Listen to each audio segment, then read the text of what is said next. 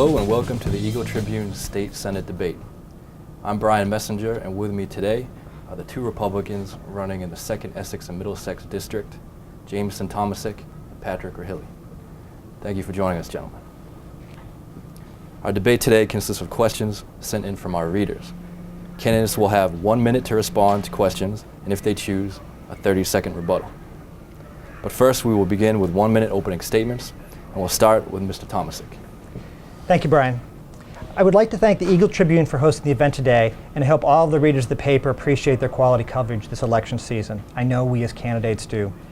I began this campaign last November because I am patriotic, and I believe that voting, choosing between parties and views, is an important part of our life. Over the last several election cycles, voters have not had choice due to all the unopposed races. As no one more experienced was stepping forward, I assessed my qualifications, including my CPA credentials, my knowledge of government affairs, and my chances, and determined that I could win this race and do a great job once elected. I stepped in early, and I've been running hard ever since. Originally, my opponent was to be Susan Tucker. My decision was less about her specifically, but my opposition to having one party dominate state government. A government that raises taxes and refuses to cut wasteful spending.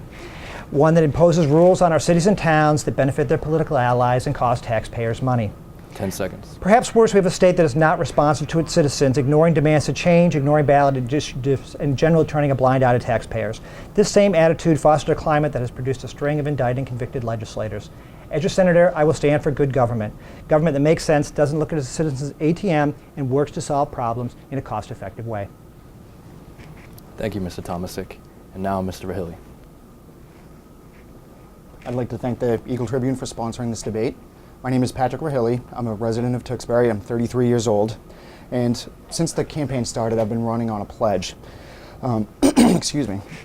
The pledge has been to lower taxes and to create a less intrusive government. Because I believe in term limits, I pledge that I will only serve 4 terms as state senator. My primary objective is to reduce sales tax, reduce the income tax, and eliminate the alcohol tax. Also, I'd like to make Massachusetts more business friendly by creating incentives for all types of businesses to come to Massachusetts. I'd also help to initiate healthcare plan design, which would save towns a substantial amount of money and create flexibility for their budgets. I'm a natural leader. I've played football, I've been quarterback. I grew up in federally subsidized housing and on welfare, so I do know the value of a dollar, and I do know how people who live paycheck to paycheck live and the challenges that they face every day. Thank you. Thank you, Mr. Rahilly. Now on to our first question, which is actually a two-part question. Mr. Rahilly, we'll start with you. What state agency, program, or service will you target for budget savings? What agency, program, or service will you advocate for to preserve level funding?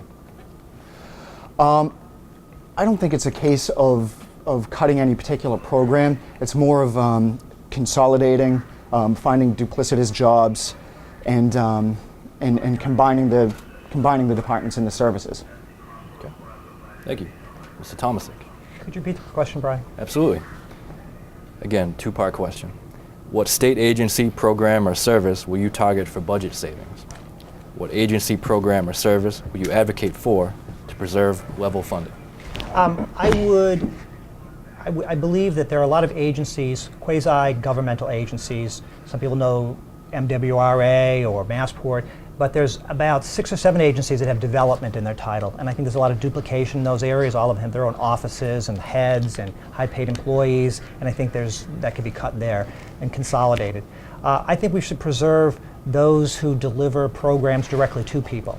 You hear stories about children falling between the cracks when there's some tragedy. It's because often the state cuts frontline people that administer those services. Thank you. Any rebuttal? If I could just answer the second part of the question. I do feel that welfare programs, food stamps, are important to people that absolutely need them, but it should just be a means to bridge the gap, and I think they should be limited to no more than 5 years instead of a lifetime benefit. Thank you. Mr. Tomasic, any rebuttal? No, I certainly agree that the state needs to keep a safety net. My concern is that there's too many people administering these safety nets, and the safety nets deliver their services inefficiently. Thank you. On to our second question. Mr. Tomasic, we'll start with you. The question is, What will you do to close loopholes in the state pension system? Yeah, certainly one of the key ones is to change the 3 highest years metric or formula where people can go all their lives making a short amount of money and then have a few years where they make a higher amount of money, and then that's how their pension is calculated. And little known to many people, there's been a lot of positions in towns where people are promoted during their last couple of years to a senior level position, and it's all about the pension. So I would close those loopholes about the years calculation. That would be my first go. And as well as cap the maximum amount you can get as a state pension. Thank you. Mr. Rahilly? This is actually one of the few times that him and I absolutely agree on something. I do agree that the 3 highest years should be done away with, perhaps maybe a little bit longer of a period of time that they could average out. And again, promoting someone at the very end of their excuse me, at the very end of their tenure should be done away with. Any rebuttal? Well, I have one thing to add to that, which is that if we are all going to work together as legislators, as citizens, as community leaders to bring about a better place, get us out of this crisis, there's going to be a lot more trust in government. And I think the pension abuses, even though maybe people working within the system, those pension extremes, I think, reduce people's trust in government significantly, which is one of the reasons they need to be fixed. Mr. Rahilly, all set. All right. On to our next question. Mr. Rahilly, we'll start with you. If elected, what will you do to reach out to voters throughout your term and not just during election time? I actually enjoy going door to door. I'm going to continue doing that. I like hearing ideas. I believe there was a story in the newspaper where I've gone through 6 notebooks since I've been on the campaign trail, filled with ideas, and they helped shape me as a candidate and shape me as a person. So I will continue to go door to door. I will continue to reach out in community events and get to know what the people really think and how they want government to react to them. Thank you. Mr. Thomas. Certainly, I have enjoyed being out on the campaign trail also. I made my first campaign promise in Dracut when I was on the Dracut Scholarship Foundation Telethon, big event at Dracut, and pledged that if elected, I would come back every year. One of the things that people do not realize is that a lot of the current legislators don't have good relationships with town officials. So I would work to strengthen those relationships, having regular meetings. They'll joke that the only time they actually get to talk to their legislatures is during parades when they're all marching together. So I would certainly strengthen my relationship with local officials, but also continue to keep good office hours. Susan Tucker has set a very high bar for constituent service, and I would try to keep that high bar in place. Thank you. Move on to the next question. We'll start with Mr. Tomasic. Do you support legislation limiting illegal immigrants' access to state benefits? Oh yeah, without a doubt. That's a big issue in the district and a big issue for the voters. I would say no benefits for illegal immigrants. Thank you. And Mr. Rahilly. Again, no benefits for illegal immigrants. I guess I've paid my way through college, and I don't think someone should get a tuition reduction just because they live in the state and they're an illegal immigrant. Thank you very much. Well, the funny thing about that question is if they're actually illegal and they're going for in-state tuition, shouldn't they be deported? I don't get that bit. Mr. Rahilly, anything to add? There has been legislation that's floated around that has tried to give illegals in-state tuition to go to state schools and the like. So that's what I'm trying to combat. I'm trying to combat some sort of loophole or head off any legislation that may excuse me, already be proposed. Yeah, that wasn't meant about Patrick. That was just meant to express the silliness of how we feel about the other side. Yeah, so. Thank you. Our next question, we'll start with Mr. Rahilly. Do you support the idea of a state-backed financial control board in the city of Lawrence? I was initially for the financial control board. I've shifted my position more towards either a receiver or to bankruptcy. There's pros and cons to both. First of which, for a receiver, would be some sort of an immediate relief, as opposed to bankruptcy, which could take years for the bankruptcy proceedings to go through.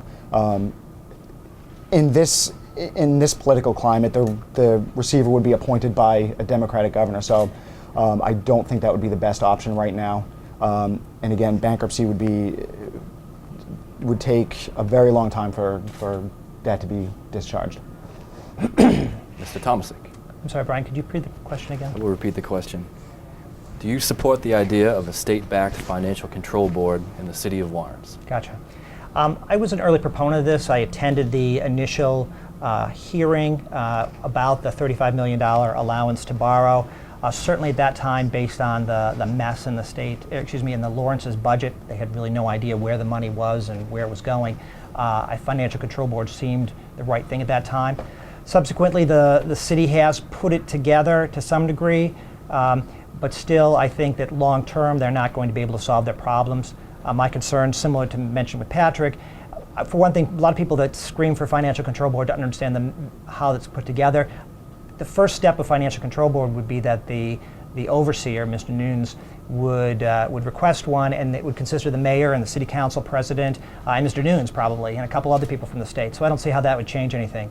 Receivership would just mean Lawrence is run from Boston by the Patrick administration, an administration we don't feel has done a very good job in Lawrence so far. I think receivership is in the cards for Lawrence. I think it should be in January after we've elected a Republican administration and put that in place on Beacon Hill. Thank you. Would either of you like to offer a rebuttal? I would also like to add that I think that our current state legislatures, all the legislatures that are involved with the city of Lawrence now, have not done a good job providing the oversight they could have. And there's quotes out there that says they are happy to get them the money, but they never really paid much attention to where the money went. So that would change if I was your state senator. Thank you. Our next question, we'll start with Mr. Tomasic. What must be done so small businesses, what must be done so small business owners and the self-employed can access affordable health insurance? Certainly having them allowed to join the pools in Massachusetts, because I think that our economy becomes more dynamic if we have more self-employed, more small businesses operating. People stay at jobs too long or worry too much once they lose their jobs at big companies because of the idea of health insurance.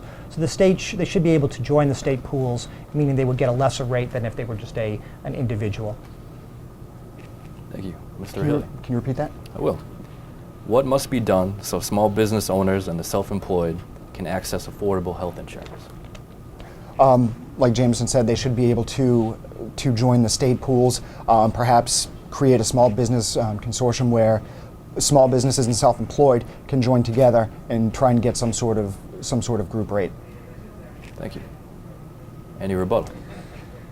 No, the state plan, I have no issue with coverage in our state. I think the federal program has a lot more issues. I had no issue with coverage in our state. It's too expensive and it needs to be reformed, but I think the concept's a sound one. Mr. Hilly? Okay. All right, now we're going to offer each of you a chance to ask an opponent a question of your opponent. We'll start with Mr. Verhilly. Mr. Hilly, is there anything you'd like to ask Mr. Tomasic? I think it's Tomasic. Tomasic. Apologize. You rehearsed it beforehand, Brian. Aside from our general campaign pledges, what other smaller ideas do you have towards that you'd like to change? Well, certainly one of the things that I would like to see was reforms in some of the, I would call them freedom of speech issues, campaign visibility and things like that, because it's difficult as a challenger to an incumbent to be able to be effective because there's laws in place. Moving the primary earlier would be easier, for example. I've been since the beginning a big proponent of the Repeal 40B effort, and if people don't know a lot about that, it's the so-called Affordable Housing Act. For 40 years it's been in place in Massachusetts, yet somehow we're 48th in the country. If you knew about it, you'd be against it. But there are big forces lined up that are for it, big money forces. So those are a couple issues that I am interested in. Okay, thank you. Mr. Tomasic. Patrick, I'd like to ask you the same question. I'll be fair. Again, it's this is where we differ on the 40B issue. I do believe in the spirit of the law, but I do think it's seriously flawed. I am a proponent to repeal 40B first and foremost, but if the repeal doesn't work, one of the first things I would do is file legislation to tweak it so that the zoning boards have a bit more say into what the developments that are going to be proposed in their respective towns. Thank you. We will now finish with 1-minute closing statements. Mr. Hilly, you will go first. My name is Patrick Rahilly. I'm a Tewksbury resident, and I'm running on this campaign on a pledge to reduce taxes and create a less intrusive government. I plan on representing, in fact, I will represent every single citizen, regardless of political affiliation, regardless of station in life. I'd be honored to have your vote on September 14th. Thank you. Thank you. Mr. Tomasic. I wish I could say things that appealed to everyone, and I could have a campaign that promised the state government would do more. We're not in that kind of time. Candidates before have said we're in a crisis, we're at a turning point, but clearly right now the situation we are in trumps any other of these earlier claims. We're in what in business we call a turnaround, and we need to turn this state around. Our state fiscal house needs to be put in order, and we need to cut taxes, remove regulation to get local businesses moving and create jobs. We need to allow our cities and towns to be able to freely design their health insurance so that they can save money. Privatization needs to be put in place. These can all help hold the local taxes. One thing we can do in state government is bring innovative solutions. This means doing more with less. That's called being productive. I ask you for your vote on Tuesday and in November, hopefully. The people in this district have a choice for once. Should that choice be to reinforce the status quo, or would you vote for change? I say change, and change means Jameson Tomasic for state senator. Thank you. Mr. Tomasic and Mr. Rahilly, thank you for your time. Thanks to all our readers who sent in questions. The primary election is next Tuesday, September 14th. The general election is November 2nd. Thanks again for tuning in to Eagle-Tribune.com.